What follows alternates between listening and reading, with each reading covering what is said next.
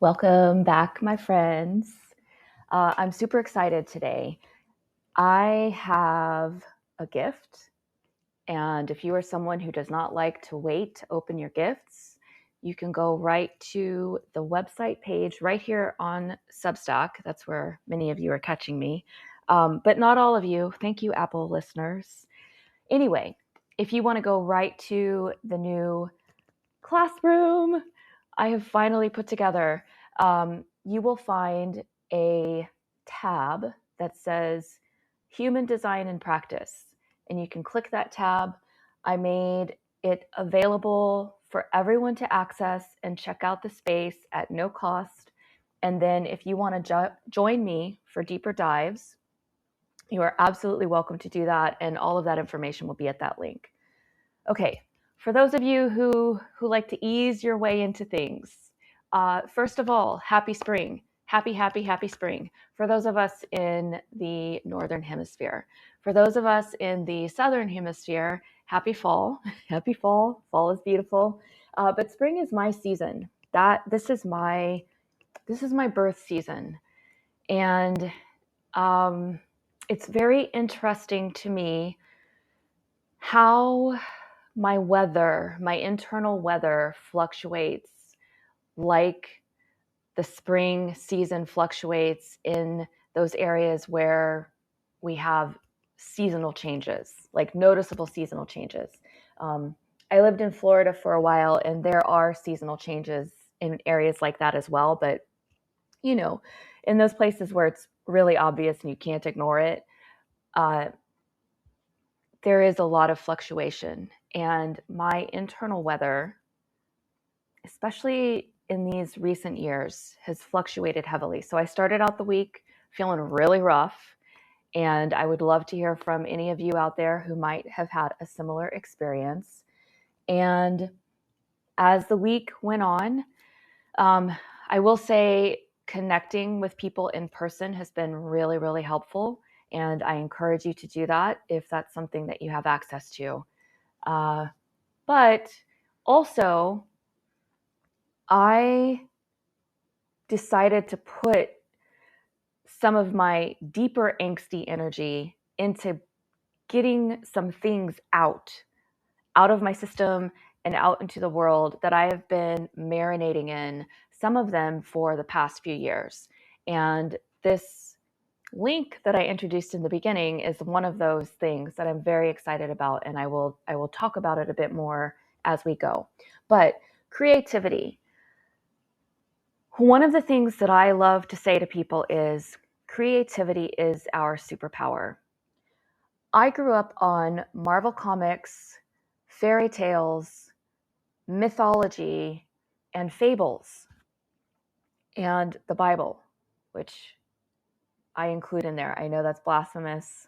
Some of you might click off, but I have a long relationship with the Bible, and it's a big part of what informs me now.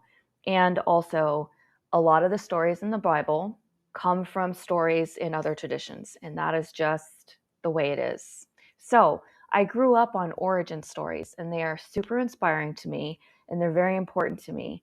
And the language of superpowers, I've spent a lot of time in my life considering what it is to be human, what it is to be a creature that has so many vulnerabilities and so many gifts. And that conversation is huge and wide and deep. One of the things I keep coming back to is we have endless reserves of creativity on an individual and collective level. And even though I am currently spending a lot of time talking about astrology and human design and these mapped out systems of self-awareness, what I'm really encouraging people to do is tune into and apply your own creative instincts because you can, because at any time that is what the world needs. And especially in these times, this is what we need from each other. We need creative response. So that creativity thread, the fact that creativity is our superpower, that is one of the underlying themes that I am always advocating for, even if I'm talking about these other things that may seem like the focal point.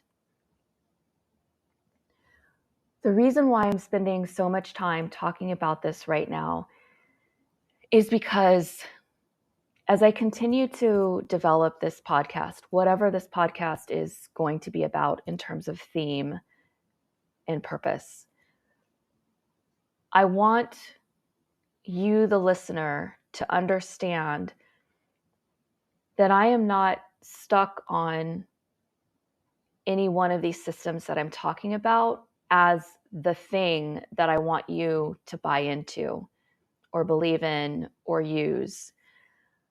I am using these systems as a way to help you engage with what is meaningful to you in your life. If you are not into human design or astrology, I understand that.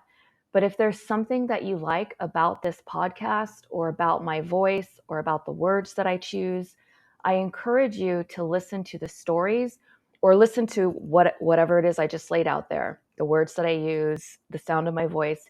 Use that as the touchstone for coming back in, because that tells me that there's something here for you. It may not be called human design. It may not be called astrology, but it might be something about someone encouraging you to go out and look at the sky on a regular basis and develop a relationship with the nighttime elements. It might be that someone is encouraging you to develop your own ritual practices or your own ceremonies or your own initiatory moments. It might be that I will absolutely at some point encourage you to write poems, to write essays, to journal, because that is a strong, significant, important part of my own background. So when you go to the classroom that I set up, I'm starting with human design and astrology because those are things that a lot of people recognize. Fewer people are in touch with human design, more people in touch with astrology, but it's a language that people are at least curious about. And it's a symbolic language, which has always been a powerful tool, anchor, and resource for me in my life. And it is something that I have benefited from over the course of my life. So we're talking about a little over 50 years now. And my family started me really, really young in this symbolic language. So I have a long relationship with it, and it feeds me. It continues to feed me. And I want to help other people feel fed by symbolic language and your own relationships with the symbolic world. And there are a lot of ways to access it. We're going to start with the things that I've already mentioned and started with, but we are not going to stop there. And I just want to be clear with you about that. We are going to start in these places, and we're going to continue to add things, and we're going to learn together. I am a student before I'm a teacher, and I continue to learn. One of the reasons why I have held back on this for so long is because I have not felt ready to share anything of value. And I know that there are people out there listening right now who feel the same way about something that has nourished you, fed you, held you up, like resourced and buoyed like a life jacket at some points in your life, or perhaps all through your life, that you could probably share with at least one other person around you who would benefit from knowing that that anchor that has been so important to you could also anchor them. So what I'm saying is, I know there's other people out there listening to this who also feel like you're not qualified or ready or smart enough with something, but there's something that you have that will be of benefit to someone else when you find ways to share it. You don't have to share it in the ways that I'm choosing to share it, but find some way to share. And you probably know what that thing is. You probably have a felt sense of what that thing is. So start exploring that thing. If you have no idea how to explore it, how to identify what is my thing to share, you can write about it. You can take it into your dream practice. You can also ask your ancestors, ask your people, ask your team in spirit, your spirit posse, what can I offer that would be of benefit to whomever it is you feel you want to benefit from? And if you don't know who you want to serve and benefit, what is it that I can offer that would be of benefit to the world right now? What is it that I can offer that would be of benefit to me right now? Because we do have to take care of ourselves first so that we have the resources with which to help, to show up and help other people. So I wrote something out. I actually took a minute to corral my brain and write words that I can follow and speak to you right now. And I want to do this because before I go deeper into these conversations with you, whether I am writing it out or speaking it into this microphone, I want to be clear about a few things. And I've already spoken about some things. And what I'm about to say is this same question of, is it even valuable to be thinking about spiritual things right now? And I'm going to just stop right there and say 50,000 cajillion % valuable. We are spirit incarnated. And if you don't believe that, and you still like the sound of my voice, just hang in there with me and experiment with that idea. Just play with it. Doesn't have to be your belief. That's another thing about sitting here with me. You do not have to accept everything that I'm saying in order to participate in my communities. And my community is right here in this podcast, right here on this page with the writing and wherever else we might meet. One of the things that I would love for us to relearn how to do in this culture is to be able to sit in conversation with other people that we don't agree with 100%. And I believe, because I have experienced this as a practice myself, that the tools and systems that I plan on sharing here are one of the ways in which we begin to develop the skills of being able to sit in community with people that we don't agree with. That's a skill that we need to develop going into this brave new world that we're going into. So, why is this valuable? Why is it valuable, relevant, meaningful to spend any amount of time pursuing your astrological understanding of self, primarily first, and then of others? Why is it meaningful, relevant, valuable to develop an understanding of yourself through the human design lens? Why should you care about tarot or dream work or prayer or ancestral work? Why is this meaningful when the world looks and feels the way the world looks and feels to many of us? And you can pause this and answer that question for yourself. My response to this question, one of my responses to this question, is that it is because some of us are anchored and resourced by symbolism.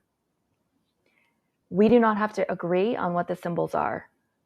We will not always agree on what the symbols are. And the ideas and suggestions and historical context that I bring into our communion together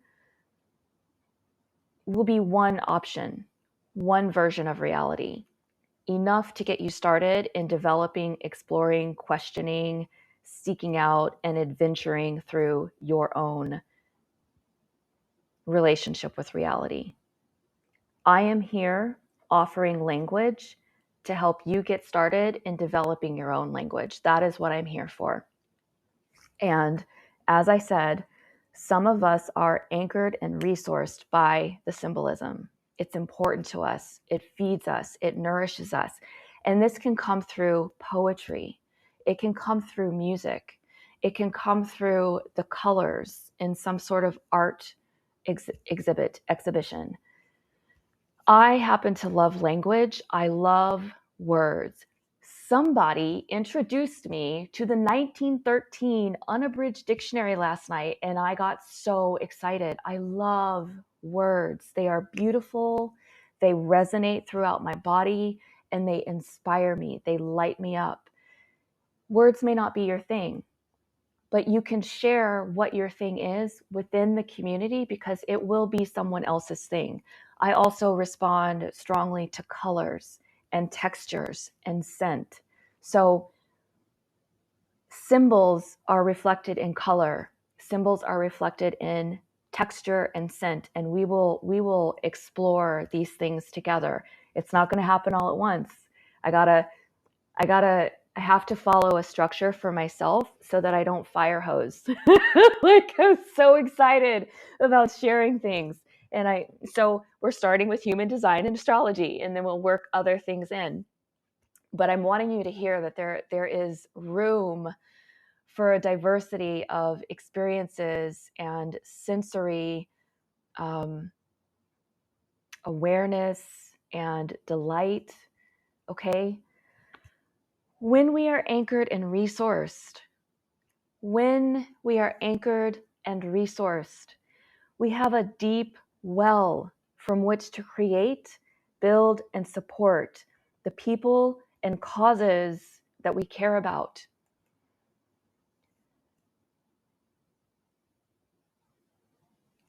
I could stop right there. Like, we understand this. If we are dry and dusty inside, we don't have anything to offer ourselves. We can't take care of ourselves, and we can't provide for, take care of, look out for anyone else. We cannot do it. When we are hydrated and juicy and inspired by life and our connection with it, we have so much to give, so much to offer. That creative generative force, it just keeps coming. And I feel like that is one of my purposes, to serve. And I feel like I have been working diligently and deeply, and I have been worked deeply over the past chunk of years in order to be able to show up in these ways for you and myself at this time. So, if you are in need of community that celebrates our spiritual nature, because I wholeheartedly believe that we are spiritual in nature and we are inhabiting these bodies to create, to love, to develop, enjoy. I do believe this. I have, again, worked diligently and with devotion to deepen my own experience of this, my own expression of this, and my own practice of this. And I'm very much still in the practice. I am not working with perfection here. So I'm not presenting perfection to you. I'm presenting what I have at this moment in time, and I am inviting you to do the same. If you are in need of such a community that celebrates our spiritual nature while developing the skills that will help us courageously engage this wild new world that we are entering, whether we want to or not, then please come join me. You can find me on YouTube with this podcast under Earthside Collaborations. The podcast is called Feral Futures. The classroom is called Human Design and Practice. That name will probably change as we grow, but for right now, I wanted something real practical that people could recognize. So Yes, I am not someone who has a single brand on a business. I I don't follow that. Um, and we will talk about creativity in business as well, because that's something that I've been working with for many, many years, and I have adapted, and um, I've done a lot of work in that area as well, and I do it in a different way. Um, but you can find me in those places. Um, you can send me a message here if you have questions. Please join us in the comments if there is something you would like to contribute to the community. And I'm really excited. Um, it is Friday. If you follow the energy of the days of the week, there are people who look at Fridays as being the day of Venus. You could also say the day of Inanna. Um, I like to look at a wide spread of the deities to give us all a variety of names to work with. But right now, those are the two names I can come up with. So Fridays, they tend to feel good because it's like the day of beauty, and the day of art, and the day of creative, generative um, energy. So I'm really feeling it today. I hope that you are also able to tap into some of that, or if you can like feel sprinkled in some of mine and that carries you for a bit further in your day, I'm happy to do it. um, let's meet again in one of these three spaces that I've offered to you. Thank you so much. Take care of yourselves, and I'll meet you again soon.